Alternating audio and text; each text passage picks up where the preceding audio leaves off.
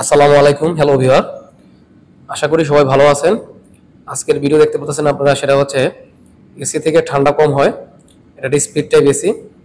ঠান্ডা কম হওয়ার কিন্তু আপনার রিজনগুলো কিন্তু অনেকগুলো, তার মধ্যে আমরা কিন্তু অনেকগুলো রিজন বলে ফেলেছি। আপনি দেখতে পাচ্ছেন এখানে লিকুইড লাইনে কিন্তু আইস হয়ে গেছে।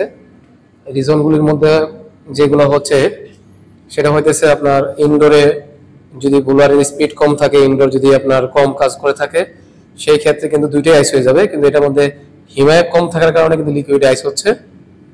আর ইনডোরে প্রথমে ইনডোর ক্লিন করে নেবেন এবং আউটডোরেও চেষ্টা করবেন যে ক্লিন করার জন্য। যদি সম্ভব না হয় টেকনিশিয়ান দিয়ে করিয়ে নেন। তারপরে আপনার দেখতে হবে হিমায়ক পরিমাপ ঠিক আছে কিনা, মানে আমার পরিমাণ মতো হিমায়ক আছে কিনা, সেটা দেখার জন্য আমরা যখন আমাদের গেজ মিটারটা আমরা ইউজ করি, মানে লাগিয়ে ফেলি, আপনি কিন্তু এখন দেখতে পাচ্ছেন যে আমরা কিন্তু হিমায়ক চার্জ করতেছি। হিমায়ক চার্জ করার কারণে কিন্তু লিকুইড লাইনে আর আইস নেই। আর আমার এরকম ভিডিও আরো অনেক দেওয়া আছে, যেগুলো আপনি একটু পরিপূর্ণভাবে দেখে নিতে পারবেন।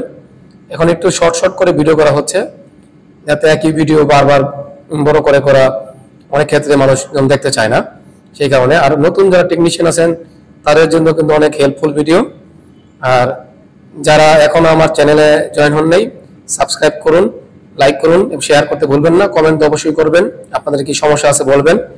আর টেলিগ্রামের চ্যানেল লিঙ্ক ডিসক্রিপশন বক্সে দেওয়া থাকবে, সেখান থেকে দেখে জয়েন করে নেবেন।